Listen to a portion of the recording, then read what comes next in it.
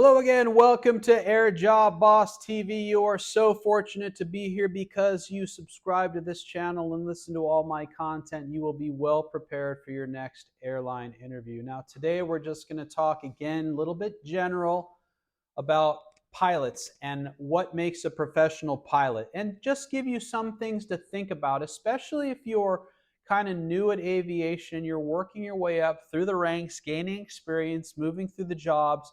You want to reflect on this because obviously as you arrive at a major airline interview, they are expecting that you have thought a little bit about what a professional pilot is, how they look to the general public, how they look to a superior, how they look to a subordinate, how they're perceived in that interview. So this kind of just gives you a little bit, you don't want your hair flopping all over like that. You want to be groomed properly. Okay, that's one of the things. Anyway, so you want to think about these things a little bit. Now, if you're moving toward an airline interview, a lot of time they ask you what makes a good captain, what makes a good first officer, or they'll outright ask you how do you define a professional pilot? So you're going to want a relatively good answer for that. So we're just going to talk about aspects of what a professional pilot is and some of the ideas that you can kind of adopt. And the ideas that you like the best from this video, just write them down. I'll be going over several points. So some people will not identify with some of them and some will. So first, and the reason why is because the definition of professional. The definition of professional in itself is somewhat ambiguous, and it is fluid and it changes. The real definition that I have come to understand as a professional is complying with the standards and conduct of that profession. That's it. So the standards and policies and conduct of that profession vary greatly. It used to be that all airline pilots wore an airline pilot hat, a captain's hat, or a first officer hat. Only one U.S. airline has decided to adopt this as a part of their pilot's uniform policy. All other airlines allow it to be either optional or don't have a hat whatsoever. So in one airline, professionalism is defined in their uniform policy differently than another airline. I have worked for an airline that they had two items of their uniform. One was a polo shirt like you would go golfing in with a small logo on the patch. This was like a 737 Airbus 330 operator. Polo shirt and a ball cap that had a very small logo that had their logo. This was because it was mandatory that as you walked around the airliner to inspect it, you were wearing a hat. That was just regulation at many of the airports. So they gave you a ball cap. It was literally like a $5 cap. It was so you then got to choose the pants, the shoes, and the jacket you wore, believe it or not. And there was a wide variety of what people chose. Anyway, so if somebody asks you in an interview, what do you consider a professional pilot? You're going to start by saying, really, a professional pilot is defined as a person who complies with the standards of that profession. And then you're going to describe the standards of the profession of an airline pilot as you perceive them. Now, there is two ways in which an airline pilot is perceived. One by those in his industry or her industry. That means, how do captains look at first officers? First officers look for captains. Check airmen look at pilots. Vice president of operations look at the flight training department. How do people look and conduct themselves associated with those within the profession?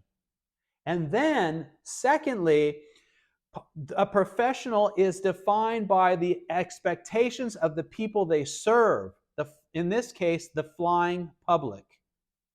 What is a reasonable expectation of the flying public to what a professional looks like? Because they don't know a whole lot about your day-to-day behavior, your compliance with policy. They basically encounter you very temporarily from a layperson's or an outside perspective, yeah? So let's go over first, let's go over what the public sees of you and what a reasonable expectation, given current mores or culture, might expect from you. And as you know, if you're in the business already or you walk around the airline, you see a wide variety of personalities, right, that have become professional airline pilots. And not everybody achieves a very great standard of being a professional. Would we agree that there are variations between those that are perceived to be high level professionals and those that are not so high level professionals? How dedicated are they to making a show of it for the general public? Some people don't find that that's important, and they find that maybe a lower stated, a less stuffy, if you will, a less formal attitude is the trend toward future pilots. And that's why the hat was dropped, or the uniform is more relaxed over time, yeah? So these are things that you're going to kind of describe to them in the interview if they ask you these things. And so I'm going to help you with right now. All right. This is viewing from the public to you as a professional pilot. You need to be properly dressed. That's the number one thing. This is the first thing they see. They don't need to interact with you, and they can judge this from afar. How is the person dressed? How are they groomed? What kind of bag are they dragging, and the condition of that bag, and other things they are doing, right? Other things that their physical initial appearance. Most people would like the pilot of their airplane to be relatively organizedly kept, because it kind of instills that they might be organized in the airplane and be attentive to detail and order, because they do understand that it is a dangerous job that requires care and deliberation. And so if the person can't even dress themselves, will they remember to, like, for example, put the gear down before landing?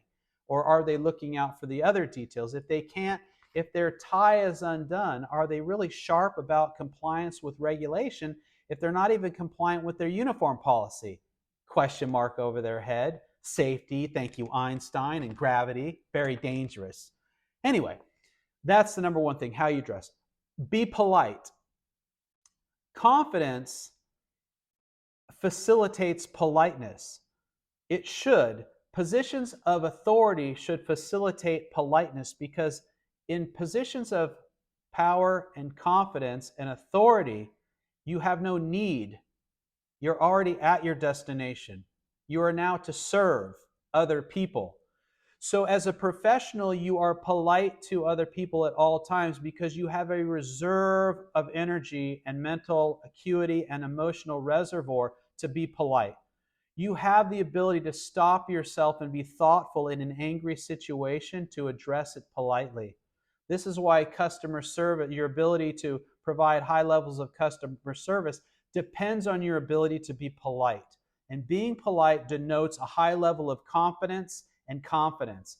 And so being polite is a hallmark of a professional, outward appearance of a professional. Being on time.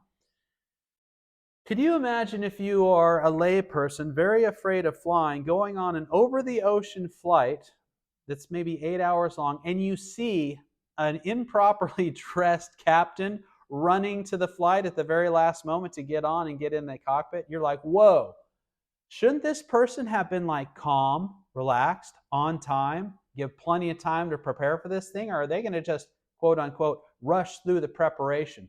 So being on time is important.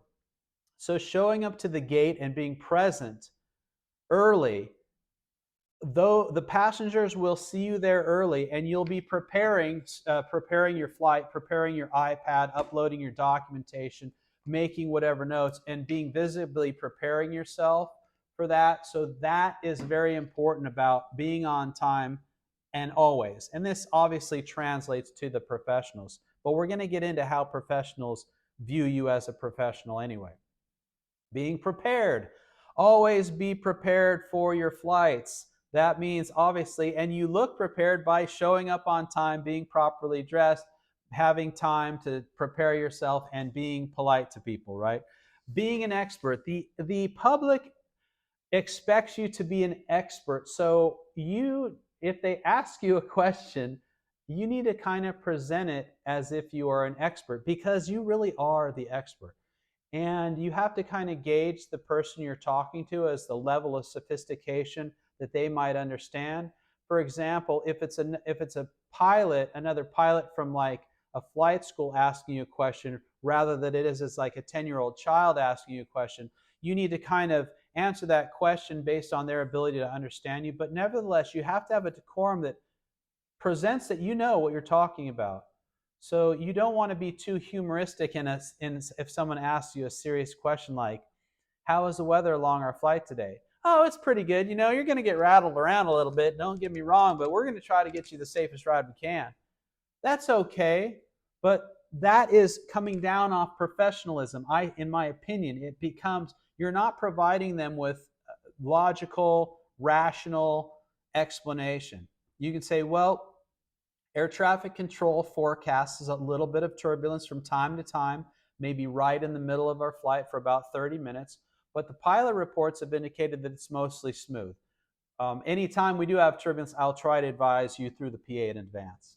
Right? Something like that. That sounds like, okay, they care about me. They're a professional. They know what's going on. They're an expert in their field. Be an expert in your field.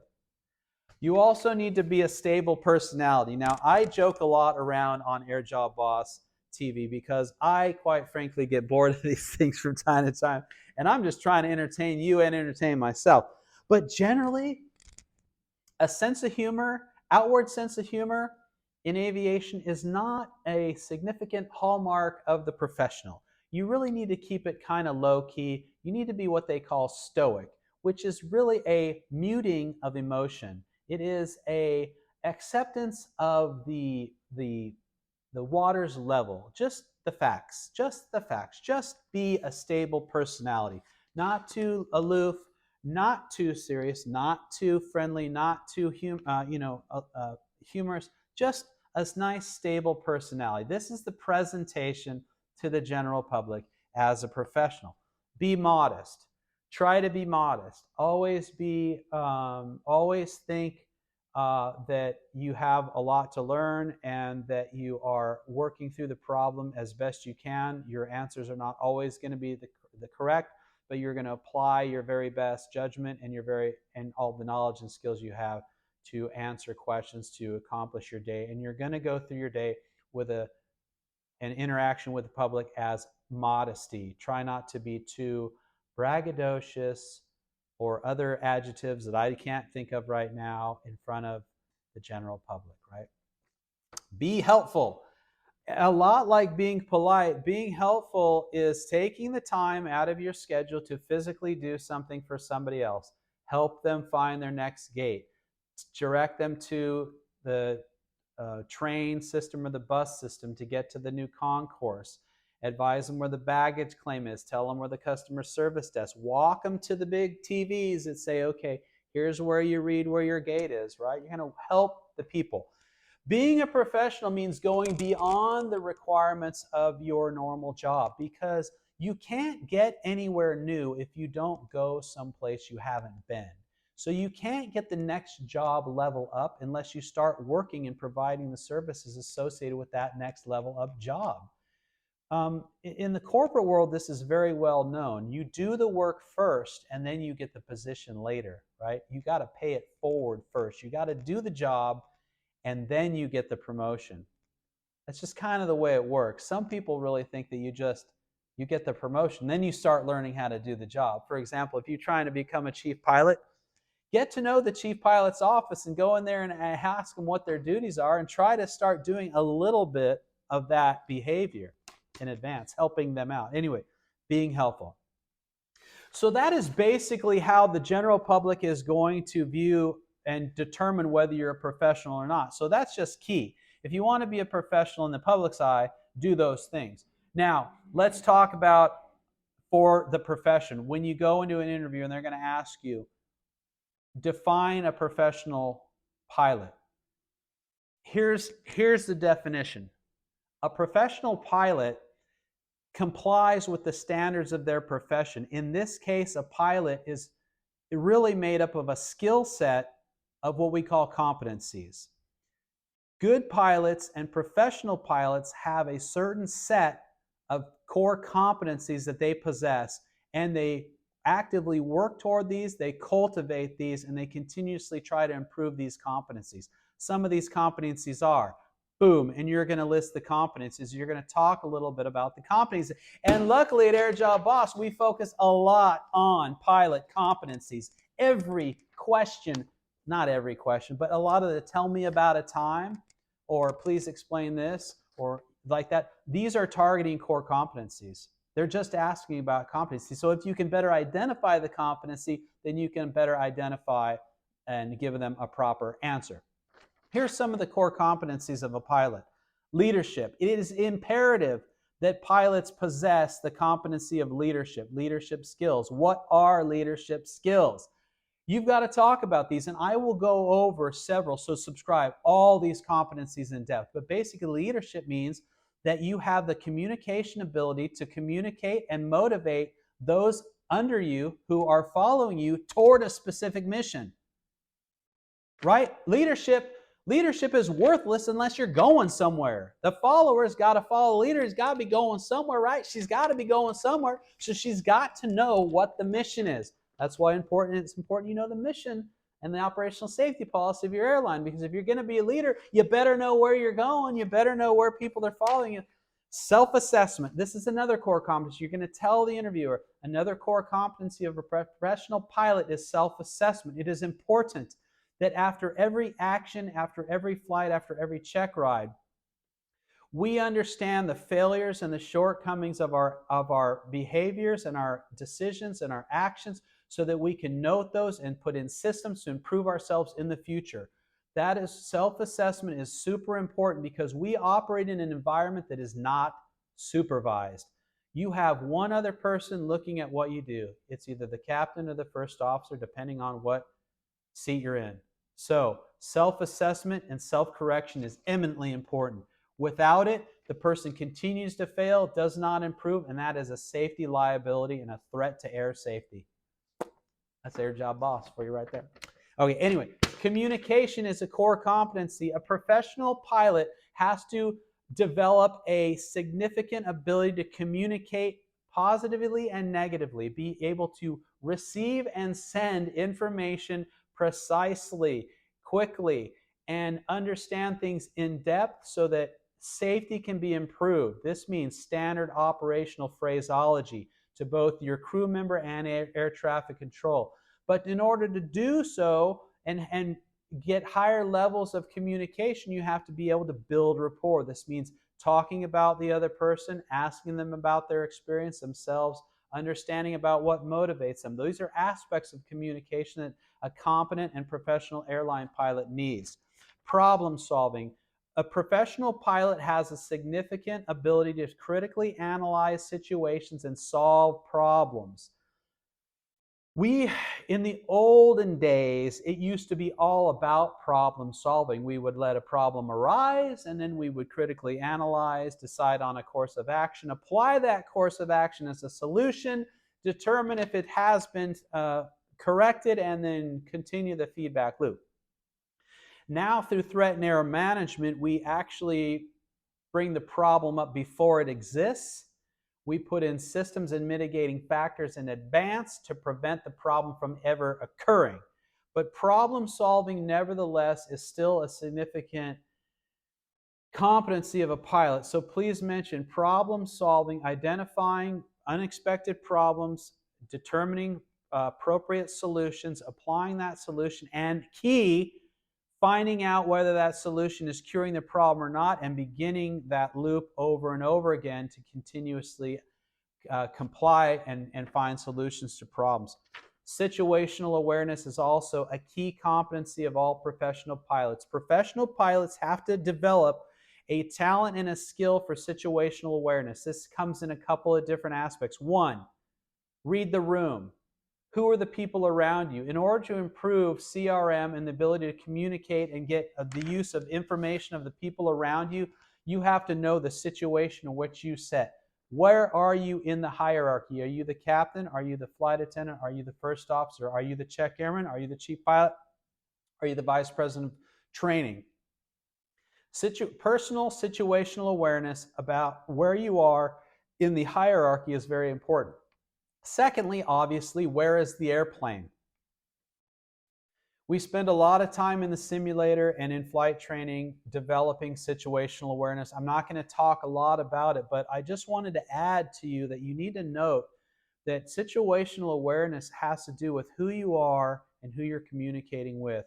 You have to be cognizant and empathetic about who the listener is, who's receiving that information, and how you're delivering that information. That emotional and interpersonal situational awareness is also key, just like being aware of where the aircraft and the state of the aircraft is. Conflict resolution is another key competency. Threat and error management and crew resource management. These are competencies that you're going to have to mention when they ask you what is a professional pilot. You're going to say high levels of crew resource management skills and the ability to apply threat and error management models, right? Compliance.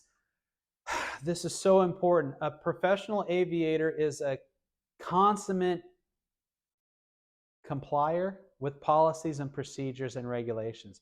You have to have an innate desire to be compliant. You have to go along with what the airline wants you to do. Standard operational procedures, policies, and other procedures, right? Written in the aircraft operating manual and the flight operations manual. Compliance. Tell them a professional aviator has to be compliant. They have to be emotionally aware that they have to cognizantly comply with SOPs and company policies. That means they've got to first dedicate themselves to learning those policies. And I'm going to do that when I join your airline. I'm going to learn your policies, your procedures, and your culture, and I'm going to comply with those policies, procedures, and culture. Last one I have on the list is customer service. No matter what industry you're in, there is always a customer. The customer sometimes is your boss. If you're writing code and a program, really you do have an end user out there, but really you might be compliant and the customer might be your boss. In the airline industry, it is obviously our passenger. As a professional, you have to be cognizant that you have a role in the customer service experience. One is looking like a professional. Another is being helpful. And all those things we went over at the beginning of this. A professional pilot is dedicated to customer service.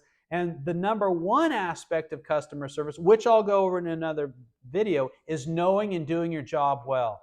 Complying with standard operational procedures and doing your job well is your primary facilitation in good customer service. Because if you're not a good pilot and you're not safe and you're not achieving and performing your highest level, you're not doing your primary duty, and it is undercutting what they're paying for. They're paying for safety, a good pilot, to be competent and in charge and applying their skills, talents, and experience to elevate their experience to give them safe and efficient air travel. Would you agree? All right. Now we're going to wrap it up there. Subscribe more, and we're going to talk about these competencies moving forward in individual videos. But thanks so much. I'm going to cut it clean because I know this has been a long video. See you at the next AirJobBoss video.